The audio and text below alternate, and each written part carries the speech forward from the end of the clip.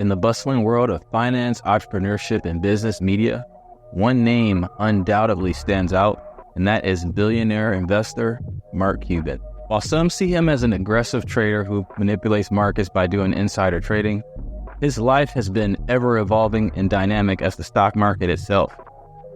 But who is the real Mark Cuban? Mark Cuban's journey began with very humble beginnings, just like a lot of the other famous entrepreneurs that we know.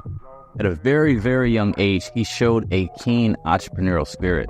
As long as I can remember, I was hustling. I remember going to my dad while he was playing poker with his buddies and saying, "Dad, I need some new sneakers." And he looked at me, looked at my feet, and he goes, "Those tennis shoes you got on, they work. When you have a job, you can buy whatever you want." And one of his buddies that had to be drunk was sitting at the poker table with him.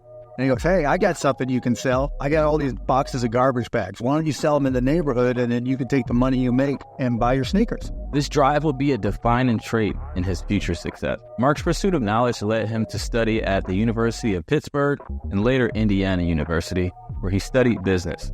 And along the way, he started multiple companies and failed at most of them, but it was these early experiences that ignited his love for business and finance and would be the platform to catapult his career in his later years. Mark Cuban had his first taste of success when he started a company in college called Micro Solutions, and later on he sold that company to CompuServe for a whopping $6 million. However, Mark Cuban's watershed moment that put him on the map came during the heart of the dot-com boom when he started a company called Broadcast.com. At the time, this was a revolutionary internet radio streaming company, and it caught the eyes of Yahoo.com. And in an era-defining deal, they acquired the company for $6 billion in stock. But what a lot of people don't talk about is how he hedged his portfolio with options so that if something went south with Yahoo, he didn't take a massive hit on his overall portfolio. And Yahoo came along and made us an offer. And all of a sudden, that stock price tripled, and I was a billionaire. We sold the company to Yahoo for stock, and I had seen stocks go up, and I had seen stocks go down. And I told Todd, my partner, I told everybody who worked for us, there's a good chance because this stock market is so highly priced that the whole thing could crash. Don't be greedy. Todd had the same. Pigs get fat, hogs get slaughtered. Don't get slaughtered. So I put together what they call a collar. And what that is, I sold some of the upside to that Yahoo stock that they gave me, and I protected myself by buying puts on the downside. 3 months later, the internet stock market cratered. It was called one of the top 10 Wall Street trades of all time. And it taught me a hell of a lesson. When you just chase dollars, it never works out well. Now that he's a billionaire from the Yahoo deal, this opened the doors for other investment opportunities, even acquired the Dallas Mavericks, an NBA team that won a championship in 2011 over LeBron James. In his more recent years, Mark Cuban has stepped out into the world of crypto assets and actually has become a big advocate. And Bitcoin, Ethereum, and as well as some other altcoins have become pivotal assets in his overall portfolio. You have to look at investing at crypto the same way as you look at investing in anything. Do you think there's a value proposition there that consumers or businesses are going to use?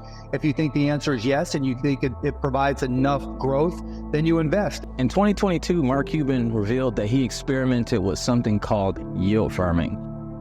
So Mark Cuban bought a project called Titan, and he essentially lended it back to the platform.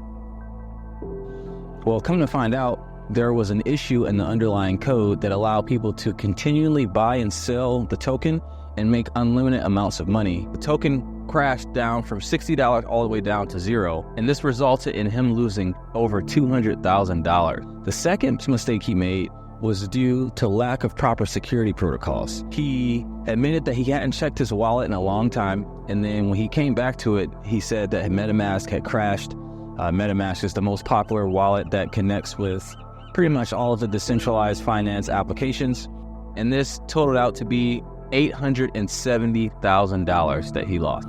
So Mark Cuban's pivot towards decentralized finance shows his belief in the advancement of technology, and he's become an advocate / spokesperson for the advancement of cryptocurrency technology as well as proper regulations so that people don't get hacked and suffer the same losses that he did. The reality is you have to look for the utility or the value of any investment that you make. You have to say, why are people buying Bitcoin? in reality, Bitcoin, just like an NFT is the digital version of art, we compared it to the Mona Lisa. Bitcoin is the digital version of gold. Right. Gold, people say, well, gold has real value as jewelry. Nobody needs gold jewelry.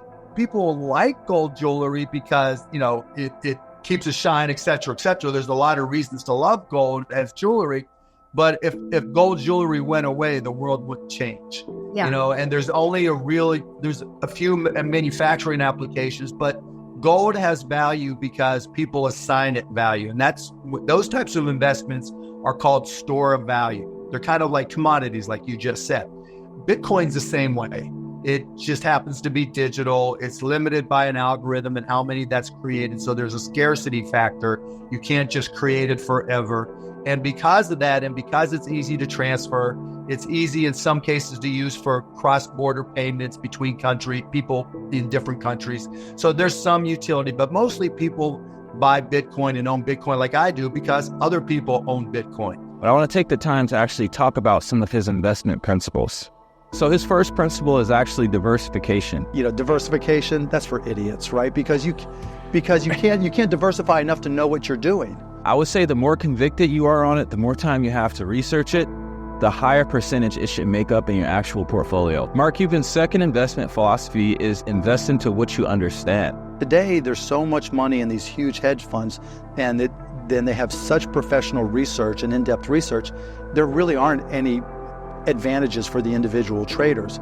And so my approach has always been, unless I know something specific, put it in cash.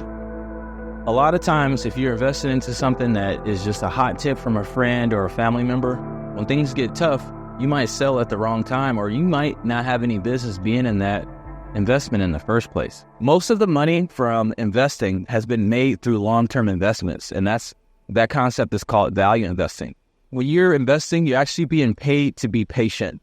It's important to be able to delay gratification because companies like Apple, companies like Amazon, companies like Google, it took years, decades for you to be able to make life-changing returns. So sometimes you have to sit and wait through that. Mark Cuban's next philosophy is to not just blindly follow the crowd.